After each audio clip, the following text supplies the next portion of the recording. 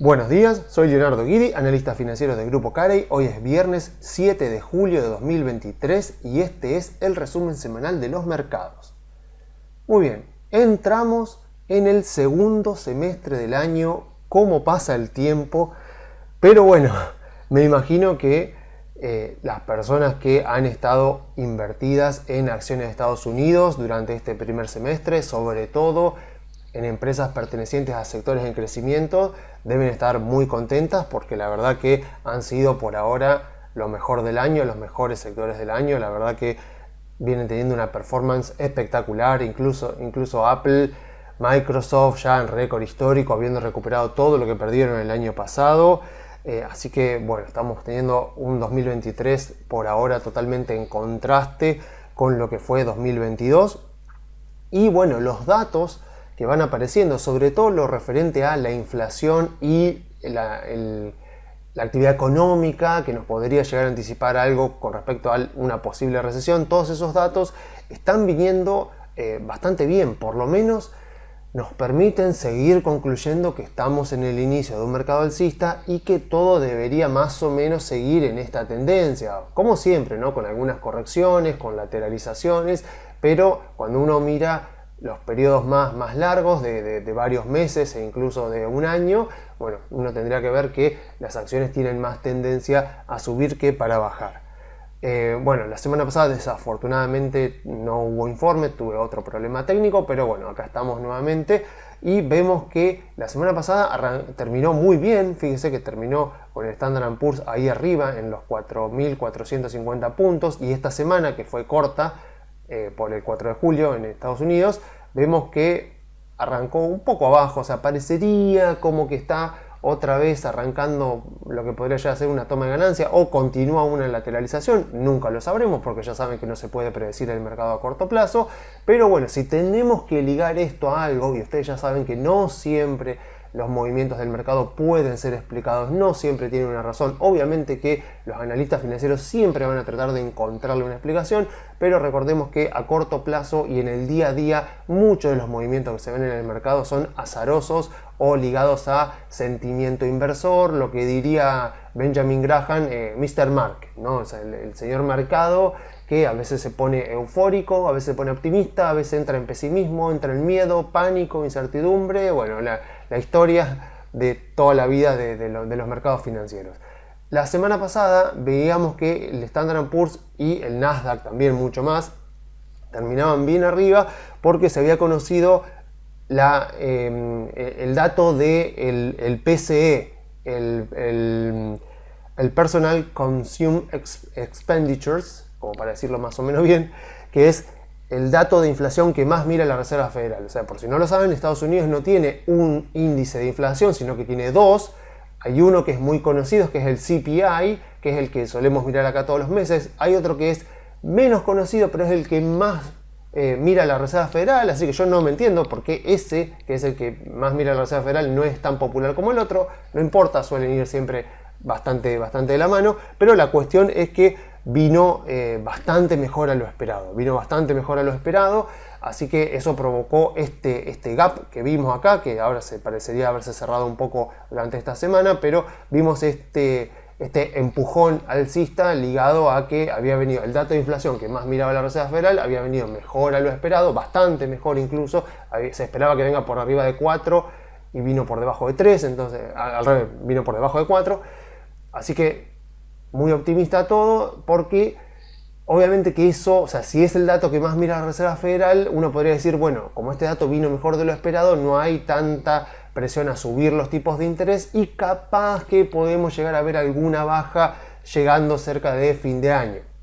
Aún así, ¿qué pasó? Esta semana, si tengo que decir a ver cuál fue el dato más importante que se conoció durante esta semana, fue básicamente que se conoció el dato del empleo privado, y dice que las compañías del sector privado de Estados Unidos agregaron casi 500.000 puestos de trabajo en junio.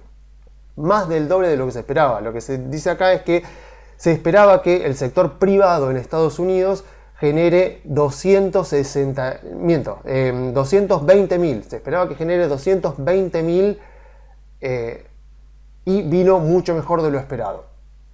Así que o sea, uno pensaría re bien, o sea, porque según lo que dice acá es que en mayo habían agregado 267.000 puestos de trabajo, se estimaba, por eso dice much better than estimate, o sea, mucho mejor de lo esperado, se esperaban 220.000 puestos de trabajo nuevos creados en junio, vino más del doble, 497.000, casi 500.000 puestos de trabajo. Impresionante. O sea, acá, ¿qué lectura puede hacer uno? Impresionante, porque eso quiere decir que la economía de Estados Unidos está lejos de entrar en recesión, porque justamente uno de los grandes indicios que se está gestando una recesión es que está aumentando el desempleo, es que las compañías están despidiendo personal. ¿Por qué? Porque no están teniendo demanda, sus productos y servicios no se venden tanto, no hay tanta actividad económica, las empresas no se están expandiendo e incluso empiezan a despedir personal para sus operaciones habituales. Entonces, un gran indicio de recesión sería que las empresas estén despidiendo personal a un ritmo más rápido de lo normal. Bueno, no está pasando eso. Las empresas están contratando y más de lo esperado. Entonces, con estos datos es difícil sostener la idea de que se viene una recesión, o por lo menos una recesión muy fuerte. La mayoría de los analistas ya no hablan de recesión fuerte, y a lo sumo lo que han hecho, como para seguir bajistas, es decir que, bueno, todavía no, pero más adelante. Como que se está gestando una recesión, pero viene lenta. Entonces, como que postergan el pronóstico. Dicen, bueno, va a ser para el segundo semestre del 2023. Bueno, ahora no. Ahora dicen que puede llegar a ser para el primero de 2024. Entonces, como que lo patean, pero como que no lo descartan, porque yo entiendo eso, que una vez que tomaste una postura tan fuerte con respecto a algo, después es difícil. O sea, tenemos ese sesgo que nos hace bastante inflexibles, bastante rígidos a cambiar de opinión, porque sentimos a veces que no sé, que nuestro honor está en juego. Y bueno, muchos siguen sosteniendo que se viene una recesión a pesar de estos tremendos datos, y lo único que hacen es como postergar, como para ver si eso se diluye en el tiempo. Obviamente, esto es lo que podemos pensar nosotros haciendo esta lectura. ¿Cómo lo lee el mercado que está transitando este periodo que conocemos como el pesimismo de la incredulidad? Lo lee mal, porque dice, no, la economía sigue estando muy pujante, se sigue creando mucho empleo, por lo tanto la Reserva Federal va a seguir subiendo las tasas de interés, porque fíjate cómo está el mercado del empleo, esto presiona al alza los precios, va a seguir habiendo inflación, así que la Reserva Federal tiene que seguir subiendo las tasas de interés, o en todo caso, si no quiere seguir subiéndolas, lo que sí va a hacer es mantenerlas altas durante más tiempo. Entonces, si se esperaba que empiecen a bajar las tasas para fin de año, bueno, ahora no, capaz que para principios del año que viene, o capaz que incluso para mediados del año que viene. Entonces como que ponen eso como algo negativo para los mercados, y uno podría llegar a pensar que esa fue la razón por la cual vimos a las acciones caer durante esta semana. A ver, no sé qué quieren que les diga, me parece que esto es fruto del movimiento normal de los mercados. Recordemos, los mercados se mueven a través de movimiento browniano geométrico, como para decirlo en criollo, el movimiento típico en forma de serrucho que ustedes ven acá, todo el tiempo los mercados se mueven así, y a corto plazo suelen moverse por azar. Así que esto puede ser como respuesta emocional del sentimiento del mercado a que el mercado del empleo sigue estando muy fuerte, que por lo tanto la Reserva Federal seguirá subiendo las tasas de interés, va a ser medio difícil si no quiere tener problemas con los bancos, o puede ser algo directamente producto del movimiento natural de los mercados. No lo sabremos porque es imposible saberlo, pero lo que sí por lo menos vemos es que los datos no nos muestran claramente que va a venir una recesión, y va a venir una recesión fuerte. Así que en ese sentido tenemos que mantenernos optimistas y aprovechando cualquier toma de ganancia, con cualquier corrección de mercado para comprar, porque esto parece cada vez más ser el inicio de un mercado alcista. O sea, no se olviden, ¿qué es el pesimismo de la incredulidad? Es esa capacidad que tienen muchos inversores, muchos analistas, de agarrar cualquier noticia positiva y convertirla en negativa, aunque no lo sean. O sea, agarran cualquier noticia y le buscan la vuelta para darle a esa noticia una lectura negativa. Entonces vos pones una noticia como que se crearon casi 500.000 de puestos de trabajo en junio, que uno diría, genial, la economía de Estados Unidos está pujante, seguramente este año va a haber crecimiento económico. No, te lo agarran, te lo dan vuelta y te dicen no, pero eso va a presionar a la Reserva Federal y la Reserva Federal va a seguir subiendo los tipos de interés y imagínate que eso le va a pegar en contra a las acciones, va a deprimir más las valuaciones de las compañías, bla, bla, bla, bla, bla. Bueno, esto es una mala noticia. Bueno, no, mentira, es una gran noticia que certifica que de haber una recesión por ahora no parece estar gestándose. Así que vemos cómo todo el tiempo tenemos que lidiar con esto. Esto es como la vida cotidiana de los mercados financieros, sobre todo en los mercados alcistas. Siempre vamos a encontrar a inversores que le van a buscar la vuelta para leer de manera negativa todo, por la sencilla razón y por la muy importante razón de que lo negativo llama más la atención. O sea, un analista financiero que hable y que siempre explique por qué todo va a caer, que siempre ande diciendo que tengamos cuidado y empiece a explicar a ver por qué hay que tener cuidado, por qué hay que estar afuera de las acciones, por qué hay que invertir, no sé, en qué sector, y siempre dando noticias negativas, o sea, como advirtiendo, ese tipo queda como un analista prudente, como un analista sensato, como un analista racional, como una persona inteligente, entonces se le presta más atención.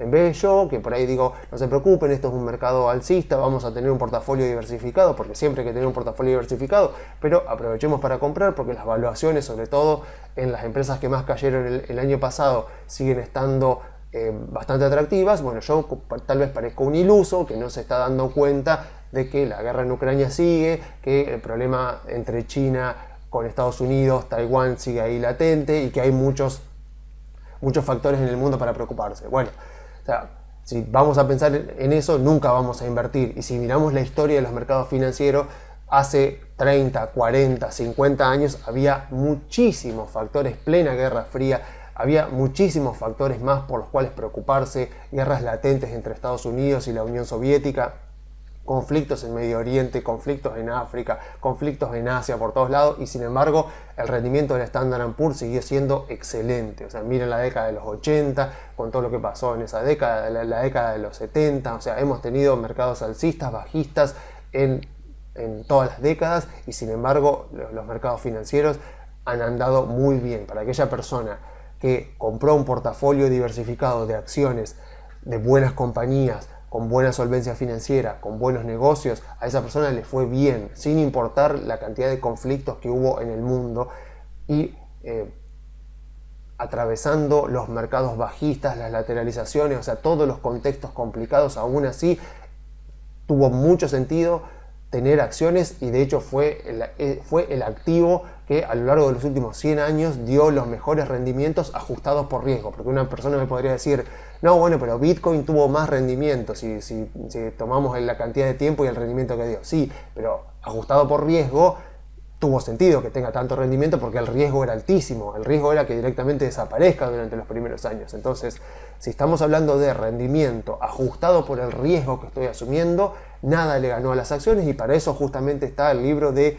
Jeremy Siegel, que está en castellano, que se llama Acciones para largo plazo, o sea, invertir en acciones para largo plazo, o un libro que está en inglés que se llama El triunfo de los optimistas, que como ya lo comenté anteriormente, se editó en el año 2000, desgraciadamente ya ha quedado bastante viejo, pero hacía un recuento de los últimos 100 años, justo se editó en el año 2000, hacía un recuento de los últimos 100 años y mostraba performance de distintas inversiones, y nada le ganaba a las acciones, por lo menos cuando uno lo ajustaba por el riesgo que estaba asumiendo. Así que tiene mucho sentido invertir en acciones en este momento, mantener un portafolio diversificado, porque si compramos buenas compañías, diversificamos el portafolio de tal manera de no estar asumiendo un riesgo excesivo en una inversión puntual, por más convencido que estemos, a la larga vamos a obtener buenos resultados, y si elegimos correctamente las compañías en las que invertimos, incluso podemos llegar a ganarle al índice sin necesariamente estar asumiendo un riesgo mucho mayor. Y ya que reiteradamente vengo hablando en los últimos informes, y podría decir durante todo este año, de los bajistas, los pesimistas, en realidad creo que tengo que hacer una mención y tengo que reconocerles algo, porque generalmente estamos en veredas opuestas, o sea, yo sé que históricamente si yo miro los últimos 100 años o casi 100 años, porque el Standard & Poor's arrancó en 1926, y si yo miro toda la historia del índice, más o menos el 73% del tiempo, más o menos era por ahí 70, 73, 75% del tiempo, las acciones han subido, con lo cual tiene mucho más sentido racional ser alcista que bajista, pero bueno, hay mucha gente que, como sabe que ser bajista despierta interés, recurrentemente son lo que llaman los permabear, los que son siempre tendientes a opinar que los mercados van a caer, y yo estoy como un poco en la vereda opuesta, porque yo tiendo a veces ingenuamente a ser bastante optimista. Lo que sí tengo que reconocerles es que cuando los mercados alcistas se prolongan, porque vieron que un mercado bajista generalmente dura un par de meses o puede llegar a durar un año y medio, y en algunos casos extremos por cosas que se van sucediendo, como el de 2000-2002, puede llegar a durar 2 años. Pero un mercado alcista, como el que vimos la década anterior, puede durar 10 años. Entonces los que suelen ser bajistas es como que tienen que renovar constantemente sus excusas para ver por qué, para explicar por qué la bolsa va a caer. Ya he hablado en otros informes de famosos columnistas de revistas Forbes, por ejemplo, que han sido eternamente bajistas durante décadas, y aún así los tipos seguían escribiendo y seguían teniendo lectores porque, repito, despierta interés. O sea, si una persona dice que todo se va a caer, despierta más interés a otro que te dice no te preocupes, está todo bien, seguí comprando. Pero la verdad que tengo que reconocerles la gran creatividad.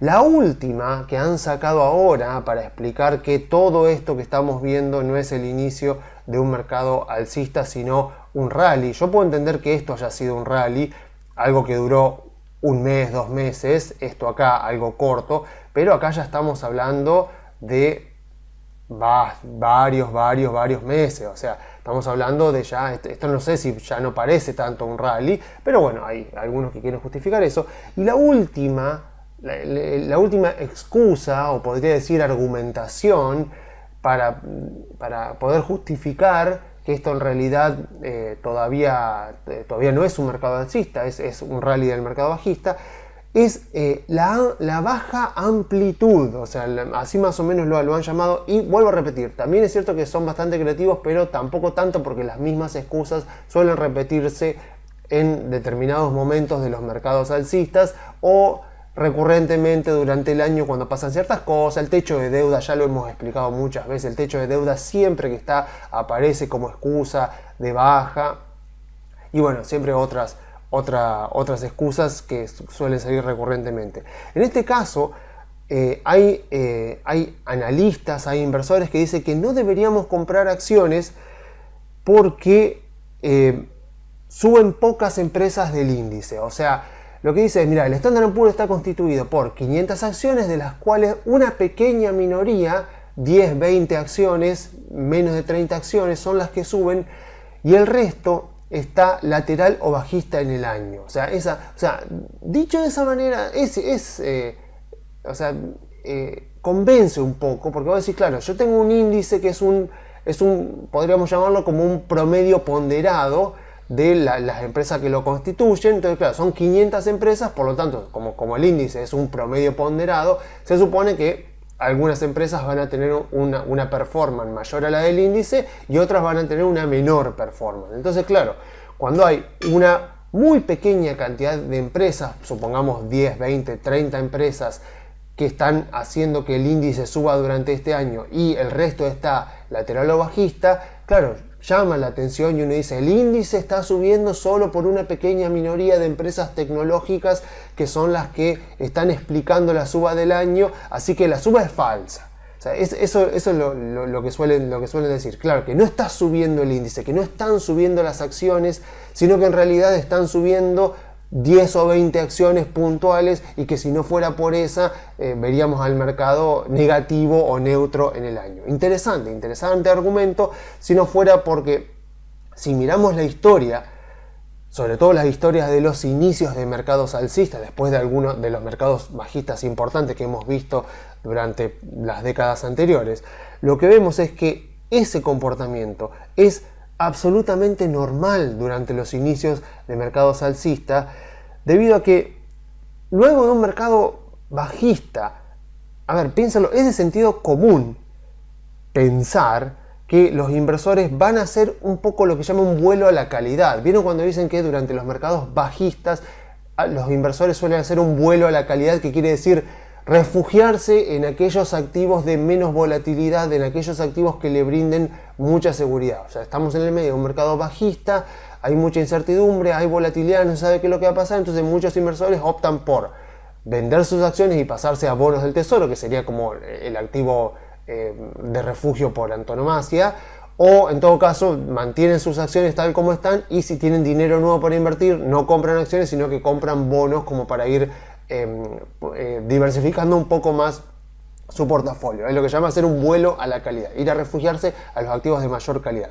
Bueno, en los inicios del mercado alcista, teniendo en cuenta, y sobre todo si ustedes estuvieron el año pasado invertidos, entienden psicológica y emocionalmente lo que es atravesar un mercado bajista, tiene sentido que cuando un inversor decida volver a comprar o tenga dinero disponible y decida volver a comprar acciones, tiene sentido que haga un vuelo a la calidad. O sea, intenta refugiarse en las empresas más grandes, más líquidas, las de mejor calidad, con negocios consolidados y con ventajas competitivas sólidas.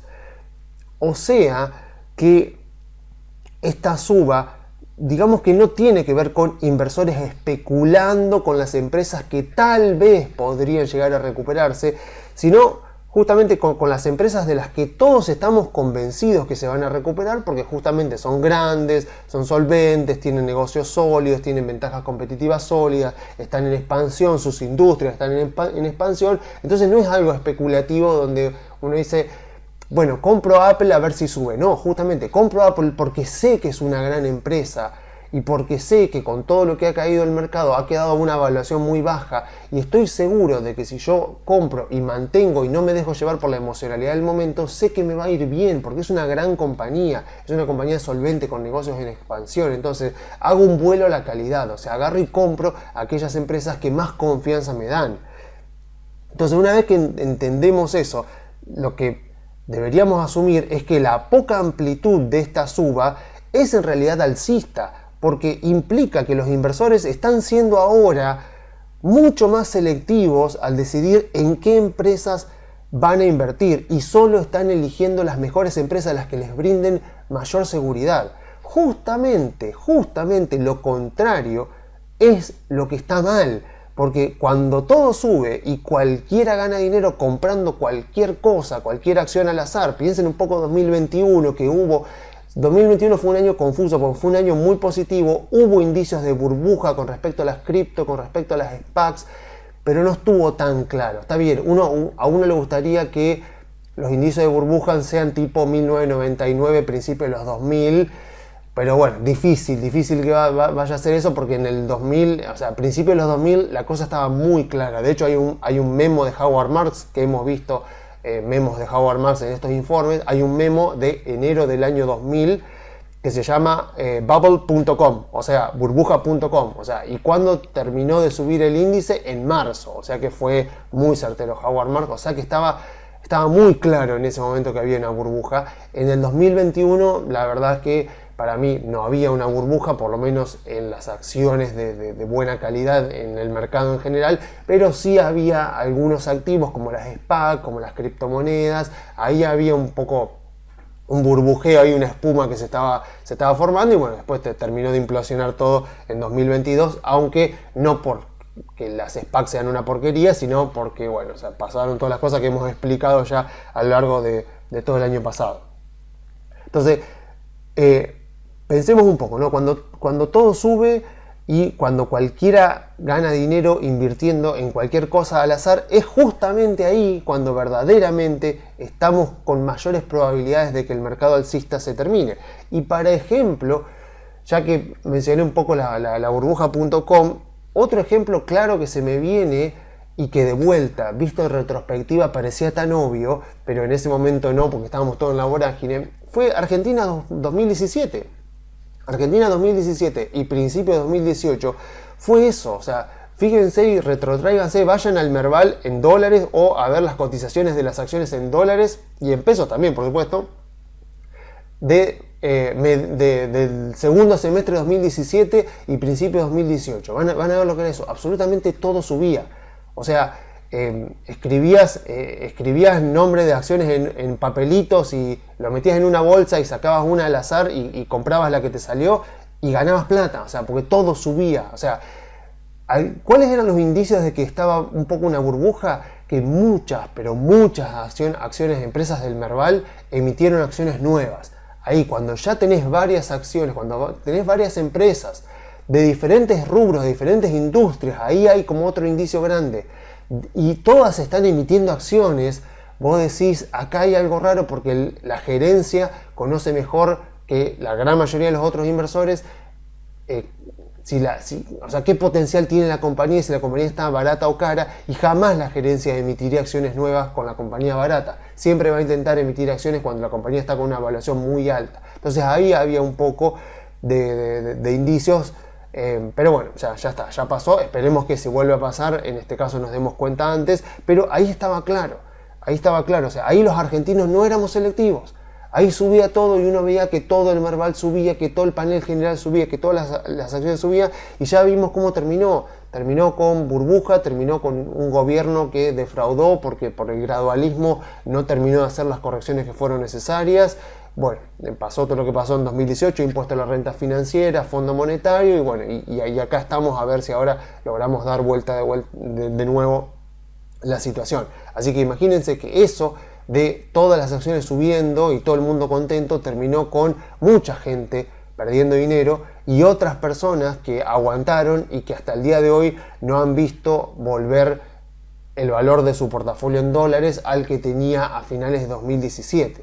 Así que haya pocas empresas explicando la suba del Standard & Poor's, por ejemplo, históricamente no ha significado que pronto viene una baja de las que subieron, sino que viene la suba de las que aún no subieron. Por eso es recomendable tener un portafolio diversificado. Yo realmente no predico con el ejemplo porque tengo un portafolio bastante concentrado en las empresas que más me gustan, pero no está mal, sobre todo ahora en Argentina que tenemos algunos ETFs para invertir, no está mal aprovechar y diversificarse un poco, sobre todo si uno no puede prestarle tanta atención al portafolio, compense con diversificación lo que le falta por ahí en estudio de las compañías. Entonces uno dice, bueno, pero ¿cuándo? O sea, a ver, si están subiendo todas las tecnológicas, todos los sectores en crecimiento y los otros no, ¿cuándo van a subir los otros? Bueno, debería empezar a suceder eso cuando el optimismo empieza a cobrar cada vez más protagonismo y el pesimismo esté cada vez más marginado. No sabemos qué va a pasar, no sabemos cuándo, o sea, no sabemos en qué magnitud, pero bueno, sabemos que va a pasar. Obviamente que yo, o sea, no puedo andar diciendo, bueno, ahora conviene bancos, ahora conviene petroleras, porque la verdad es que no les veo fundamentos. O sea, sí entiendo el fundamento para que una petrolera suba de precio, por ejemplo, si sube el petróleo. Ahora, adivinar, poder saber cuándo va a subir el petróleo es extremadamente difícil. Y lo mismo con los bancos, con los problemas regionales que están teniendo los bancos, y ahí con la Reserva Federal que todavía mantiene altas las tasas de interés, es un problema ahí que está latente, entonces es un riesgo. Después uno puede pensar en las empresas de la salud, todo, pero yo prefiero, en mi caso, focalizarme en empresas de muy alta calidad, con buenos negocios, con ventajas competitivas sólidas que me permitan sentirme más en control de mi portafolio, de mi inversión, y bueno, obviamente siendo consciente de que estoy asumiendo el riesgo de tener un portafolio concentrado y que si pasa algo malo en una de las compañías que tengo me va a afectar a una parte significativa del portafolio, o por lo menos a una parte más importante de lo que afectaría a una persona que tenga un portafolio mucho mejor diversificado. Pero bueno, esos son los trade-offs, o sea, la negociación que uno tiene que hacer con uno mismo cuando arma un portafolio de inversión, y uno si está muy convencido de algo, como ya lo he explicado cuando explicaba un poco mi tesis, si uno está muy convencido de algo, obviamente que la porción que le va a dedicar en su portafolio a esa compañía va a ser tal vez importante, pero siempre siendo consciente de eso. Si no, que compense con diversificación, porque siempre está la posibilidad de que estemos equivocados, y si no nos aguantamos las consecuencias que eso puede tener, lo mejor será que diversifiquemos. comprando el índice Standard & Poor's o comprando algún ETF de otro sector. Por ejemplo, en Argentina tenemos justamente el de energía y el financiero, que no son dos de los que más me gustaría. Me encantaría que esté el ETF del sector de la salud, que es un sector bastante más interesante porque es un sector bastante mixto, o sea, es un sector de empresas de valor, pero también de empresas en crecimiento. Sería un excelente sector para diversificar el portafolio. Desgraciadamente no lo tenemos, pero la idea va por ahí, ¿no? De decir, bueno, yo si quiero diversificarme un poco, bueno, me compro el 50% de mi portafolio en el SPY, o sea, en el ETF del Standard & Poor's, y después con el resto hago inversiones puntuales en empresas que yo creo que tienen buenas ventajas competitivas, y de esa manera por lo menos estoy un poco más diversificado, a pesar de que por supuesto hay mucha redundancia, porque si compro el Standard & Poor's, compro el SPY y después compro el 50% en el SPY y el 10% en Apple, y bueno, o sea, el principal componente del SPY es Apple, con lo cual estoy haciendo redundancia, pero bueno, también es cierto que me estoy diversificando porque estoy comprando el Standard & Poor's. Así que, en definitiva, estamos en este contexto en el cual se va afianzando cada vez más que estamos en un mercado alcista. Si llega a ser así, vamos a tener años por delante, ojalá que tengamos varios años por delante de suba, así que aprovechemos las correcciones, aprovechemos las tomas de ganancia y tengamos en cuenta que a pesar de que muchas de las empresas que nos gustan tanto, las tecnológicas, las de sectores en crecimiento, las sectores de consumo discrecional, han subido bastante durante el año, si estamos en un mercado alcista todavía hay mucho camino por delante. Bueno, y terminada entonces la parte de Estados Unidos, en este informe en particular quiero tomarme una pequeña licencia para destacar el trabajo del gran Harry Markowitz. Por si ustedes no lo saben, Harry Markowitz falleció hace unas 2 semanas a sus 95 años y no sé si lo conocen o no, pero fue Premio Nobel de Economía y podríamos decir que es el padre de las finanzas modernas. Él escribió un paper en la década del 50 donde demostró que era posible lo que muchos antes no creían posible, que era poder tener un portafolio de inversión, o sea, combinar los activos en un portafolio de inversión de tal manera de que el rendimiento esperado sea mayor a esos activos individuales y la volatilidad del portafolio que sea menor a la volatilidad de esos activos individuales. O sea, él logró lo que antes se consideraba imposible, o sea, era como una alquimia financiera el hecho de lograr encontrar una combinación, una estrategia, una metodología que lograra hacer eso. Generalmente lo que se decía era, bueno, vos querés mayor rendimiento, tenés que asumir un mayor riesgo, eso es verdad, pero lo que hizo Markowitz fue demostrar, y calcúlense que en esa época se hacía todo a mano, o sea, no había computadora, o sea, los cálculos tenía que hacerlo a mano. Y él lo que decía era, bueno, vos podés combinar los activos dentro de tu portafolio si no están correlacionados entre sí o con baja correlación, de tal manera de que el rendimiento esperado es mayor y la volatilidad baja hasta un cierto punto. O sea, nunca puede bajar a cero porque no existe el riesgo cero. O sea, en algún momento tal vez nos creímos que existía el riesgo cero, pero sabemos que con todas las crisis que hemos tenido eso no es así. O sea, lo que nos marcó Markowitz, o sea, a pesar de que muchas de las cosas que después intentó implementar Markowitz fueron incorrectas y que no se pudieron aplicar en la realidad, digamos, en la práctica profesional de gestión de portafolios, lo que sí logró demostrar Markowitz a través de sus teorías y de sus investigaciones era que es posible invertir con éxito sin necesidad de tener que encontrar la aguja en el pajar, esa perlita, ese activo que nadie está mirando y que entonces yo puedo aprovechar y comprarlo a un buen precio. O sea, es posible ser exitoso y tener buenos rendimientos en el mercado de capitales y ser un inversor de éxito y lograr capitalizar nuestros ahorros en el mercado de capitales sin la necesidad de tener que sí o sí poder encontrar el próximo activo que va a ser el próximo Bitcoin, que va a ser el que explote y nos dé un rendimiento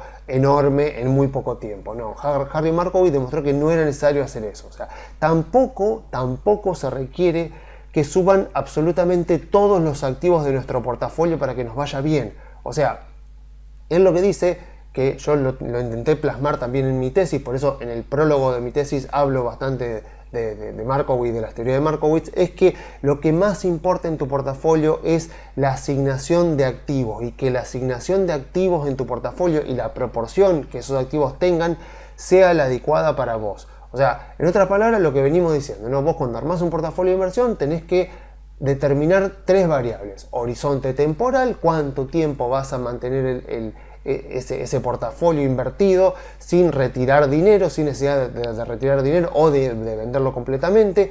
Tolerancia al riesgo, o sea, qué volatilidad te aguantás en tu portafolio y dormís tranquilo, porque hay gente, sinceramente, en estos años de profesión, de trabajo en la industria financiera, he escuchado muchas veces gente diciendo que, no sé, si el bono L30 caía más, me sacaban en camilla. Digo, bueno, claramente no tenés que invertir, volvé al plazo fijo, comprá dólares. O sea, si la baja del precio de un activo de inversión, o sea, no sé, te baja la presión y te desmayás, bueno, claramente esto no es para vos. O sea, hace otra cosa con tu dinero, pero claramente esto no es para vos. Entonces, vos tenés que tener un portafolio cuyo riesgo y volatilidad vos conozcas aproximadamente, por supuesto, porque nunca se sabe lo que puede llegar a pasar, pero que vos entiendas el riesgo de tu portafolio y, por supuesto, en base a eso vos determinás el rendimiento esperado.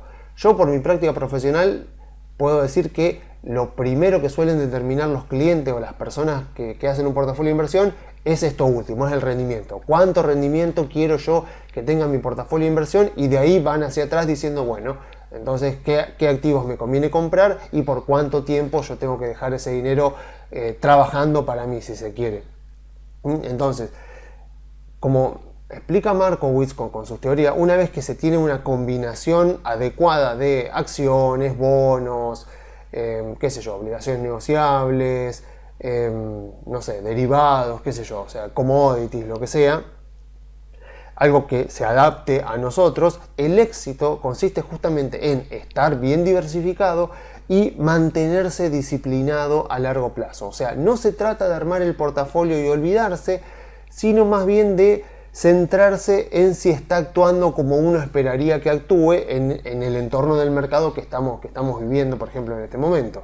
Y en todo caso, si no está pasando lo que nosotros nos gustaría, hacer los ajustes necesarios. El año pasado, por ejemplo, fue un año terrible para las finanzas porque todo cayó. O sea, generalmente muchos explicaban las teorías de Markowitz con un portafolio de bonos y de acciones. Entonces decían, bueno, 60% bonos, 40% acciones. Entonces mostraban que ese portafolio, 60% bonos, 40% acciones, históricamente ha tenido un rendimiento bastante similar al de las acciones, incluso por momentos superior, y con un riesgo sustancialmente menor. Entonces era como que ese tipo de combinaciones explicaban muy bien los logros que tuvo Markowitz. Ahora bien, el año pasado todo cayó.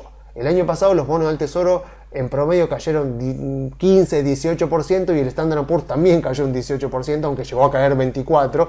Entonces fue un año bastante atípico donde, salvo que tuvieras 100% de empresas petroleras en tu portafolio, te hubiera ido mal, básicamente.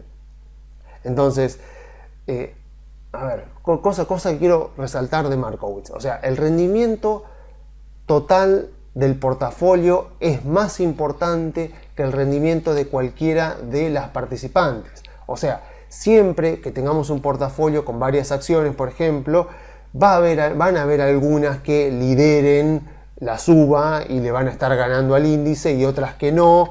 Y obviamente que con el transcurso del tiempo, como los mercados son dinámicos, las empresas que van liderando, o sea, las que le van ganando al índice y las que van un poco rezagadas, van cambiando y van rotando, y en un momento son una y en otro momento son otras.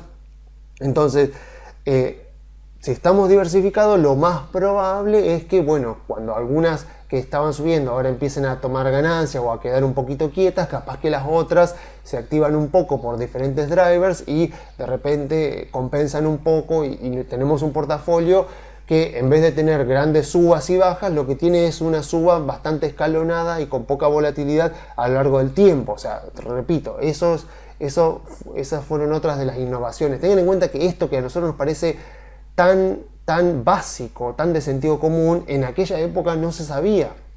O sea, en aquella época que bueno, se venía después de la Gran Depresión, o sea, incluso el hecho de leer balances, incluso el hecho de que las acciones que estaban en el mercado tenían una relación fuerte con las empresas que estaban representando, o sea, incluso ese tipo de cosas que nos parecen tan obvias, bueno, en su momento no lo fueron tanto, entonces se requirió de grandes profesionales, grandes próceres de la finanza como Markowitz para plasmar esto en números y explicar bien en números que esto efectivamente funcionaba así. Entonces, si todas las acciones que yo tengo en mi portafolio le están ganando al índice en un momento determinado, claramente eso, por un lado yo me recontra alegro porque digo, wow, qué genio que soy, cómo le estoy ganando al índice con mis inversiones, pero por el otro eso me está marcando que me falta diversificación o que tengo algunos puntos ciegos que no estoy viendo. Ahora bien, yo ya les digo, yo no predico con el ejemplo, yo tengo mi portafolio enormemente sesgado hacia acciones tecnológicas, en el caso de Estados Unidos, y en algunas acciones argentinas, ahora que estamos justo en un año en el cual les puede ir muy bien.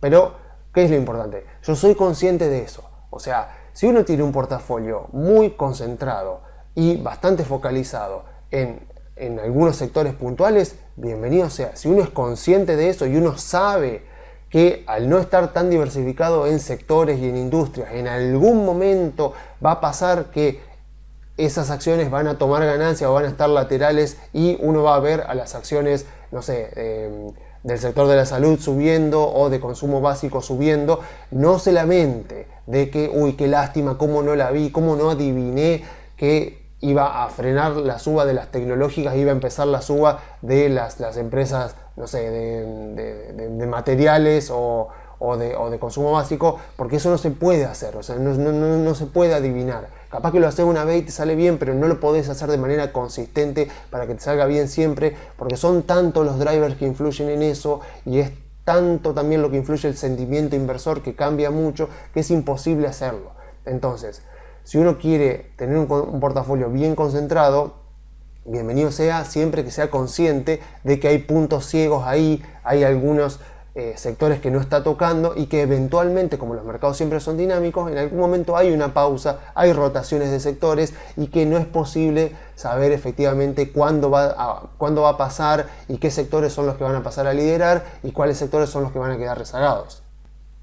O sea, que si ustedes están dispuestos a hacer el trabajo difícil de analizar industrias, a ver los drivers de la industria, cómo le está yendo, está creciendo la industria, tiene barreras de entradas, cómo es la competitividad dentro de la industria, tienen mucho poder los clientes de las empresas que estoy analizando, tienen mucho poder los inversores, hay riesgo de productos sustitutos que pueda provocar una disminución en las ventas de las compañías. O sea, hago un análisis bien de la industria y si considero que tiene buenas ventajas competitivas, busco ahí las empresas y hago un análisis de las empresas y agarro los balances de las empresas y después voy al Excel, como hemos visto en estos últimos informes. Bueno, si yo estoy dispuesto a hacer eso, que es justamente lo que hacen muchos de los inversores más famosos, entonces ahí sí tiene sentido que yo tenga un portafolio bastante diversificado. Es justamente, como siempre hablamos, por ejemplo, en el portafolio, si miramos el portafolio de Warren Buffett, tiene 48 acciones, que uno podría decir, apa,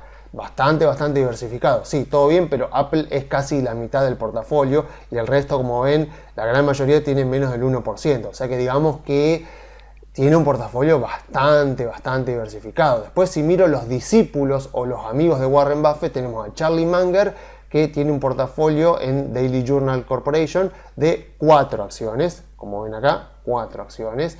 Después otro que es Patrick Dorsey, que escribió un muy buen libro acerca de ventajas competitivas. que tiene 9 acciones, o sea, son estas 9 que vemos acá, tiene bastante de meta por lo que vemos.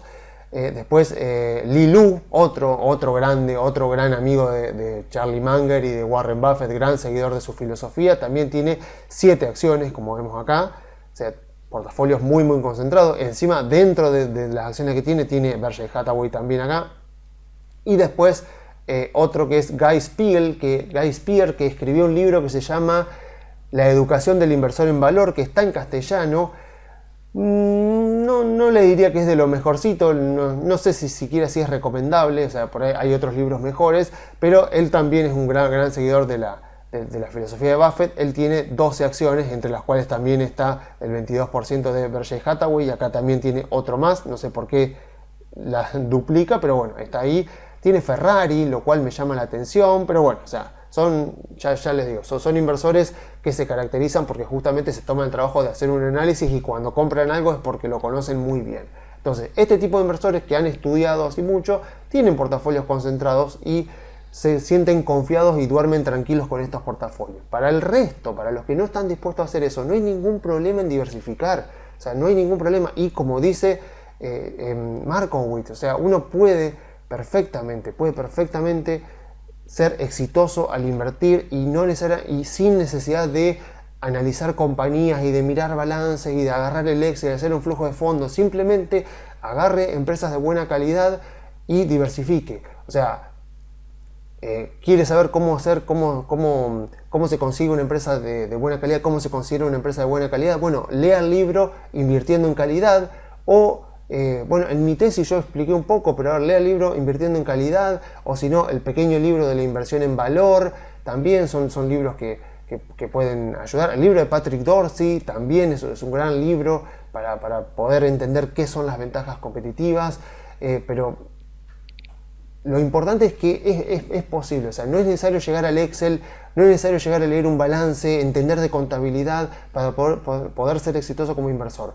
Si uno quiere detenerse antes, puede simplemente tratar de entender la parte cualitativa de las compañías y comprar compañías con buenas ventajas competitivas y con buenos negocios. O directamente, si no quiere hacer eso, puede directamente comprar el índice y listo. Y voy todo el tiempo que tengo un ahorro, lo voy metiendo en el índice y puedo diversificar entre el Standard & Poor's y el Nasdaq, que los tengo disponibles acá en Argentina. Y lo que me dice la filosofía de Markowitz es que así igual me va a ir bien, porque lo que importa es tener una buena asignación de activos que me ayude a que mi portafolio vaya creciendo todo el tiempo sin necesidad de sufrir demasiados sobresaltos. Por ejemplo, miren, esta página web que ya les he recomendado mucho antes, que se llama Novel Investor, la buscan así, es buenísima porque aparte es información totalmente gratuita.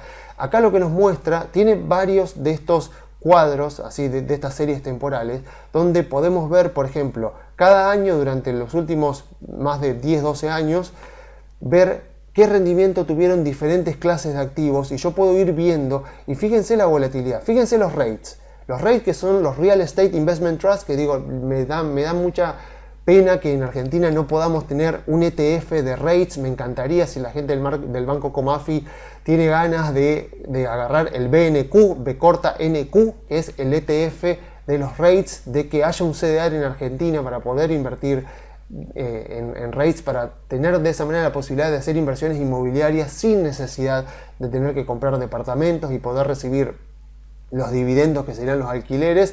Pero bueno, al mismo tiempo miren la volatilidad.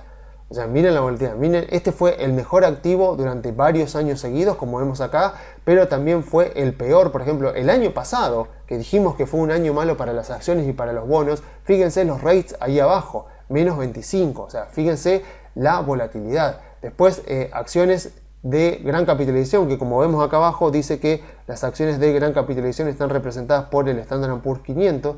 Vemos ahí también, o sea, mucha menos volatilidad, bastante menos volatilidad que los rates, y con un rendimiento muy interesante. Después tenemos small caps, o sea, acciones de baja capitalización. O sea, lo que me interesa acá es que entiendan varias cosas. Primero, la volatilidad que tiene cada activo individual, y acá encima estamos hablando no solo de activos individuales, sino de índices, o sea que aún así hay volatilidad. Y después, me interesa que noten lo cambiantes que son. O sea, cómo es muy difícil que el mejor activo de un año sea el mejor al siguiente y el peor activo de un año sea el peor al siguiente. Fíjense la volatilidad de cómo fueron rotando los rendimientos de cada uno de estos activos de inversión. O sea, como para que entiendan lo difícil que es poder predecir cuál va a ser el mejor activo del 2023, cuál va a ser el mejor del 2024, cuál va a ser el mejor de la semana que viene. O sea, no hay forma de saberlo, porque es muy compleja la convergencia de variables que producen los rendimientos en las acciones. O sea, me interesa mucho esto, o sea, ir pasando de activo en activo y fíjense la gran volatilidad. Bueno, acá justamente los high yield bonds le ha ido bastante mal, pero fíjense que igual que cuando le va mal, los rendimientos suelen ser bastante positivos. O sea, tampoco es que cuando le va mal es muy negativo. Fíjense que años como estos en donde le fue mal fue 5 o 6%, o sea que son high yield bond, o sea que dan un rendimiento más o menos entre un 5 y un 7%, como vemos acá en el gráfico, dan un rendimiento más o menos de un 5 o un 7%, más o menos continuado a lo largo de los años. Se trata justamente de que son bonos de grado de inversión. Acá también, o sea, y de vuelta, ¿no? Vemos eso, me interesa mucho eso, me interesa que veamos bien cómo van rotando los activos de un año a otro y cómo el rendimiento de un año pasa a ser negativo en el otro, para que veamos esto. Y justamente acá, en esto que dice AA, este es un portafolio que arma el propio dueño de esta página, que es el Asset Allocation Portfolio, que está descrito acá abajo. Acá abajo está descrita la composición de este portafolio. Y fíjense esto, ¿no? Generalmente lo vamos a encontrar siempre en el medio y con un rendimiento bastante estable. Este es el legado de Markowitz. O sea, él nos demostró que es posible hacer esto. Vamos combinando diferentes activos de inversión y vemos que el rendimiento total tiene una volatilidad mucho menor y un rendimiento bastante aceptable. Podemos verlo incluso con el Standard & Poor's. Acá está el Standard & Poor's, la división entre sectores. ¿Se acuerdan lo que yo les decía anteriormente de cuáles son los mejores sectores hasta ahora en el año? Tecnologías de la información, telecomunicaciones y consumo discrecional. O sea, los tres sectores en crecimiento. O sea, los tres sectores que podemos decir, cuando yo digo empresas de sectores en crecimiento, básicamente estoy diciendo tecnología, telecomunicaciones y consumo discrecional. Y fíjense el Standard & Poor's, de vuelta, marcado acá, como al ser un promedio ponderado, uno va teniendo un rendimiento bastante más estable a lo largo del tiempo, con menos volatilidad. Porque si empezamos a mirar acá justamente cómo le ha ido a cada uno de los sectores a lo largo de los años, vemos que, por ejemplo, el sector de tecnología y la información le ha ido muy bien, pero el año pasado le ha ido muy mal. Entonces, tenemos siempre esos problemas. El de telecomunicaciones, como ven, es volatilidad pura, el de consumo discrecional también. Y entonces, ¿cuál es la clave? Que si yo combino esto, lo que voy a lograr es mantener un rendimiento positivo bastante estable con una volatilidad mucho más baja que si comprara cada uno de los activos en particular y tuviera todos portafolios individuales. Y tampoco se crean que hay que comprar tanta cantidad de activos. O sea, tampoco es que hay que comprar 100 acciones como para tener una ventaja de la diversificación, porque lo bueno también es que la ventaja de la diversificación se consigue muy rápido. Está este artículo que me gustó mucho de este blog que se llama Intrinsic Investing, que es el blog de Ensemble Capital, que es un es una empresa de gestión de portafolios, un gran gestor de portafolios. Y dice, bueno, how many stocks should you own in your portfolio? O sea, ¿cuántas acciones deberías mantener en tu portafolio? Y tiene este gráfico, que acá lo vemos un poco más grande, donde nos muestra cómo va bajando la desviación estándar, que sería una medición de la volatilidad de nuestro portafolio, a medida que vamos agregando acciones a nuestro portafolio. Fíjese cómo cae mucho. O sea, cómo inmediatamente vamos agregando de una acción que estamos acá a 5 acciones, ya estamos acá. Fíjense cómo fue bajando muy rápidamente la volatilidad total del portafolio a medida que yo fui agregando apenas 3, 4, 5 activos. Y esta es otra cosa que nos marca justamente Markowitz, es que vamos agregando y por un lado rápidamente vemos acá que con 20, 30, 20, 25 acciones ya se llega a converger a la volatilidad del índice, a una volatilidad bastante cercana a la del índice. Y lo segundo y muy importante que nos dice Markowitz es que no existe el riesgo cero. O sea que siempre vamos a tener volatilidad, siempre va a haber volatilidad en nuestro portafolio y siempre que queramos comprar acciones, invertir en acciones, siempre vamos a tener que saber que estamos en renta variable y que van a haber años malos a pesar de que no nos gusten y que va a haber momentos en que nuestro portafolio no se mueva ni para un lado ni para el otro y que estemos ahí mirando y no sepamos si tenemos que hacer algo o no. Bueno, eso va a pasar porque no existe el riesgo cero, la volatilidad siempre va a estar, pero lo bueno es que con diversificar un poco el portafolio ya enseguida se alcanzan rápidamente los beneficios de la volatilidad. Así que eso es lo que quiero dejar en claro. Recuerden, esta página web es muy buena, Nobel Investor, por lo menos para tomar conciencia de lo arrogantes que a veces podemos llegar a ser cuando creemos que somos capaces de predecir qué sectores, qué industrias son las que mejor van a andar durante el año o durante el mes o durante el semestre. Fíjense, por ejemplo, el sector de energía. Fíjense, el sector de energía fue el mejor durante 2021, y eso que 2021 fue un año espectacular para las acciones. Fue por lejos el mejor el año pasado, 65,7% subió el portafolio del sector del Standard & Poor's de energía. Y este año está siendo uno de los peores, y la década anterior, como vemos ahí, fue también uno de los peores. Entonces, poder adivinar esto, poder anticiparse a esto, es muy complicado. Por eso es que tiene sentido diversificarse y ser humilde y no creer que uno puede predecir qué es lo que va a pasar con el mercado. O sea, si nos diversificamos, por lo menos nos evitamos en gran parte de estos problemas. Y si decidimos tener un portafolio diversificado, un portafolio concentrado, por favor que sea siendo muy conscientes de lo que estamos haciendo y siendo también muy expertos en aquellas empresas en las que invertimos, en los negocios en los que invertimos, para de esa manera sentir por lo menos que estamos más en control de nuestra inversión. Entonces, bueno, enhorabuena por Harry Markowitz, la vida que tuvo. O sea, la verdad que nos dejó un gran legado. Y bueno, seguimos entonces ahora con un poco de Argentina. De Argentina, de vuelta, no hay mucho para decir. La verdad que no han habido muchos cambios, por lo menos en los fundamentos. Algo que me interesa bastante remarcar es que estamos acá, el Merval está lateralizando, y vimos que el jueves, sí, ayer, el Merval en dólares tuvo esa baja fuerte, y tal vez es por mi exceso de redes sociales, o sea, Twitter, la parte financiera, los que suelen hablar, y sobre todo los que hablan de acciones argentinas, a veces me llaman la atención. O sea, hay un día bajista en el Merval, y ustedes saben que, como pasa siempre en Argentina, los días bajistas en el Merval son muy bajistas y tenés acciones cayendo 8, 9, 10%, y muchos incluso hacen chistes o dicen, no sé, o sea, o están llorando los que tienen CDRs o los que tienen acciones argentinas, y parece increíble que hay gente que todavía no entienda que no se puede predecir qué va a pasar mañana en el mercado, qué va a pasar el lunes, qué va a pasar el martes. Eso no se puede predecir. O sea, si uno compra acciones argentinas, sabe que vienen esos días. Si uno compra acciones argentinas en este momento, es porque tiene la teoría, la convicción de que la oposición va a ganar las elecciones y que eventualmente van a hacer un plan de estabilización que estabilizará la inflación o estabilizará el tipo de cambio, mejorará la actividad económica, mejorará la balanza comercial, mejorará la cuenta financiera, veremos qué pasa con los bonos, con el FMI, etcétera, etcétera. Entonces uno invierte con esa convicción. Después, si el lunes de repente el Merval abre 5% a la baja y tenés acciones que caen 10%, vos sabés que eso va a pasar, o sea que eso es así.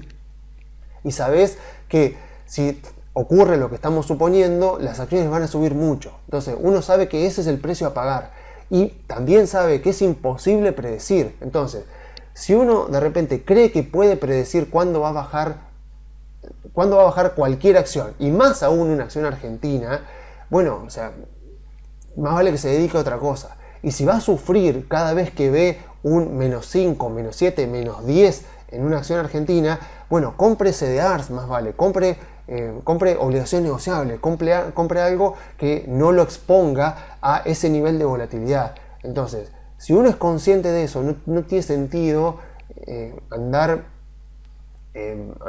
angustiándose o lamentándose porque algún día bajan las acciones. O sea, los mercados son así, y nosotros comprando acciones argentinas sabemos que estamos comprando un contexto y estamos comprando una expectativa y estamos comprando la posibilidad de que con un gobierno opositor el riesgo país de Argentina baje a la zona de 1000, 1200, 1300 puntos, y que se produzcan como parte de un plan de estabilización los ajustes de tarifas, las modificaciones de regulaciones, la mejora en la actividad económica que permita a las acciones argentinas mejorar mucho sus ingresos, y de esa manera, al verse repercutido en los balances, la suba de las acciones va a tener un fundamento. O sea, eso es lo que hacemos cuando compramos acciones argentinas. No me importa si mañana las acciones suben un 10% o bajan un 10%. O sea, no estamos acá para adivinar y para ir haciendo ganancias de corto plazo. Estamos acá para comprar en base a fundamentos y con una expectativa de hechos que todavía no han ocurrido, pero que nosotros suponemos que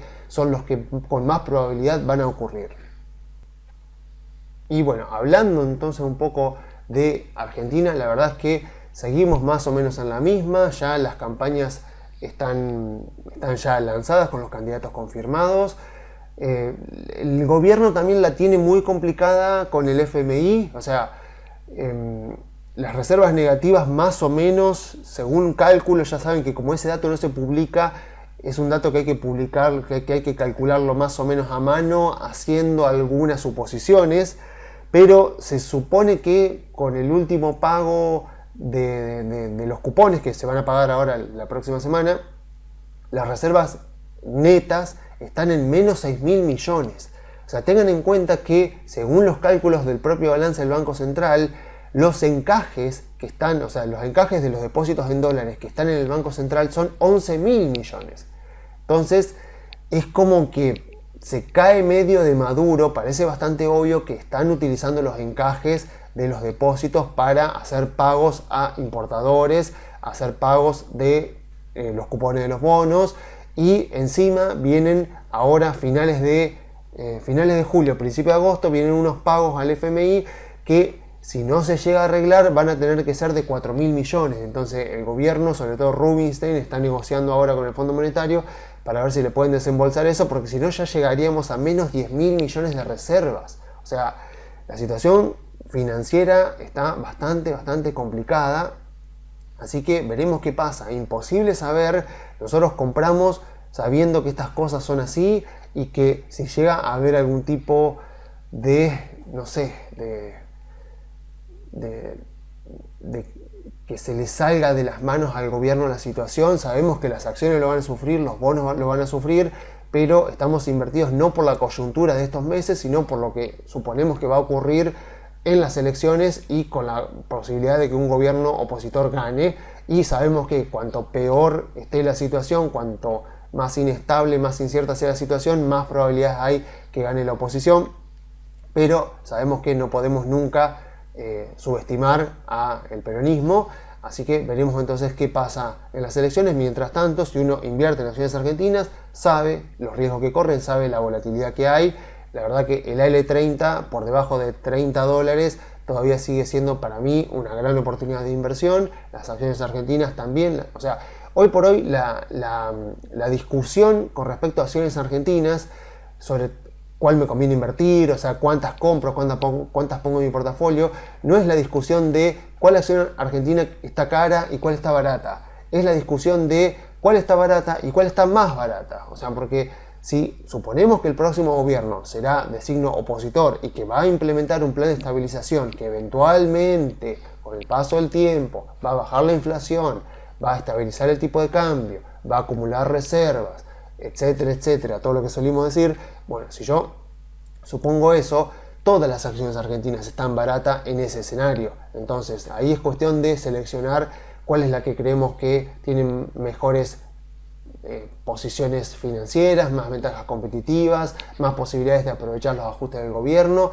y cuáles han quedado más rezagadas, cuáles han subido más. O sea, pero todo en Argentina está barato si consideramos que el próximo gobierno será opositor. Obviamente que como la probabilidad no es 100%, hay probabilidad de que Massa termine ganando las elecciones, aunque no es el escenario más probable. Por eso es que justamente decimos que solamente hay que invertir en acciones argentinas y en bonos argentinos si uno es consciente de que ese escenario está y que ese escenario existe y que no podemos subestimarlo. Entonces, si uno es consciente de esos riesgos, sabe que la probabilidad de ganar puede ser arriba del 100% en dólares en apenas unos meses, tal vez menos de un año. Pero ese riesgo uno tiene que ser consciente que lo está asumiendo. Si uno está dispuesto a asumirlo y tiene un portafolio de acciones argentinas diversificado entre lo que se puede dentro de Argentina, si ocurre efectivamente ese escenario de una victoria opositora, nos va a ir muy bien y vamos a tener grandes rendimientos en dólares por haber aprovechado justamente esta coyuntura. Así que bueno, yo me despido por esta semana. Si se quieren comunicar, pueden enviar un mail a info@grupocarey.com.ar o a contacto@grupocarey.com.ar.